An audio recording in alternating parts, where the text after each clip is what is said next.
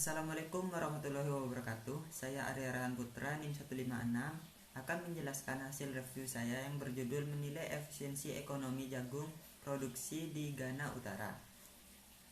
Pertanian di Ghana didominasi oleh produsen skala kecil yang menyumbang sekitar 80% dari produksi dalam negeri. Hasil panen sebagian besar tanaman umumnya rendah, 20-60% di bawah tingkat yang dapat dicapai. Misalnya singkong yang berada pada 12,4 metrik ton per hektar terhadap potensi hasil 28,0 metrik ton per hektar. Oleh karena itu, pertumbuhan pertanian yang berkelanjut sangat penting untuk memberantas kelaparan, kerawanan pangan, serta kemiskinan. Dan mengingat fakta bahwa mayoritas petani kecil Ghana menanam dan mengonsumsi jagung. Selanjutnya metodologi, di mana penelitian ini menggunakan model stokastik frontier untuk menguji efisiensi teknis, alokatif, dan ekonomi produksi jagung di Ghana Utara. Menggunakan data cross-seksional untuk musim tanam 2011 sampai 2012.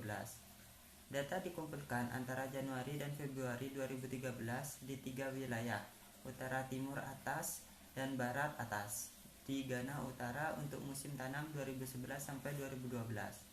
Di mana 6 komunitas dipilih secara acak di setiap distrik, menjadikan total 36 komunitas.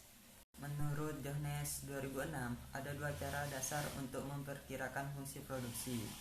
Untuk analisis efisiensi, yaitu pendekatan statistik atau ekonometrik dan pendekatan non-statistik atau pemrograman. Konsep frontier sangat penting untuk analisis efisiensi, di mana efisiensi diukur sebagai jarak relatif terhadap frontier. Saat mengukur efisiensi, fungsi produksi digunakan.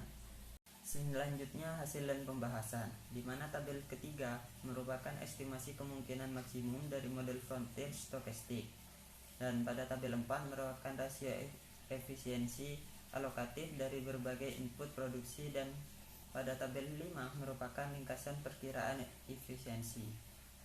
Pada tabel 3, sumber inefisiensi dibahas dengan menggunakan koefisien estimasi. Yang terkait dengan efek inefisiensi pada tabel 3, variabel dengan koefisien negatif memiliki hubungan negatif dengan inefisiensi. Hal sebaliknya terjadi pada variabel dengan koefisien positif. Variabel sosial ekonomi yang digunakan untuk menjelaskan inefisiensi teknis adalah akses mekanisasi pertanian, pengalaman, status pendidikan, akses ke penyuluhan pertanian, jenis kelamin petani, dan akses kredit. Pada tabel 4, penggunaan benih memiliki rasio efisiensi alokatif di atas 1, yang menyiratkan perlunya peningkatan penggunaan ditingkatkan sebesar 10,54%. Untuk mencapai titik di mana itu MVP sama dengannya MVC. Pestisida memiliki efisiensi alokatif sebesar 1,38, yang berarti saat ini sedang kurang dimanfaatkan dengan kemungkinan ditingkatkan sebesar 37,9% untuk mencapai efisiensi alokatif.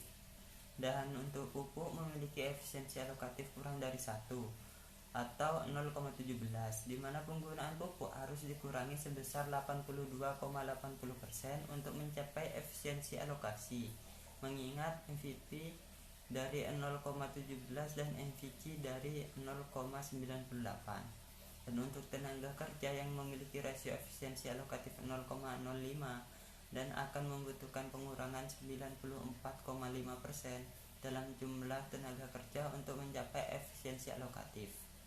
Pada tabel 5 mengenai distribusi perkiraan efisiensi di berbagai jenis efisiensi, setengah dari petani jagung memiliki efisiensi teknis dalam kisaran 0,9 hingga 1,00.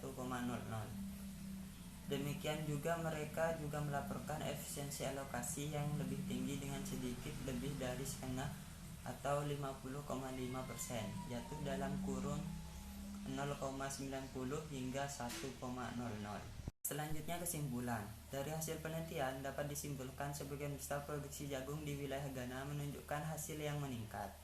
Faktor penentu inefisiensi teknis adalah pengalaman layanan penyuluhan pertanian dan jenis kelamin.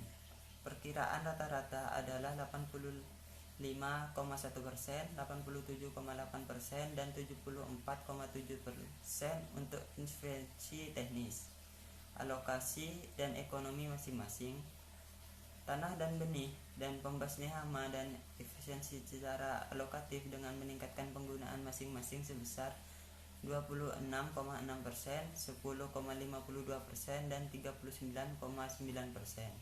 Pupuk dan tenaga kerja saat ini sedang digunakan secara berlebihan, dan masing-masing membutuhkan pengurangan sebesar 82,8% dan 94,5% untuk mencapai titik efisiensi alokasinya.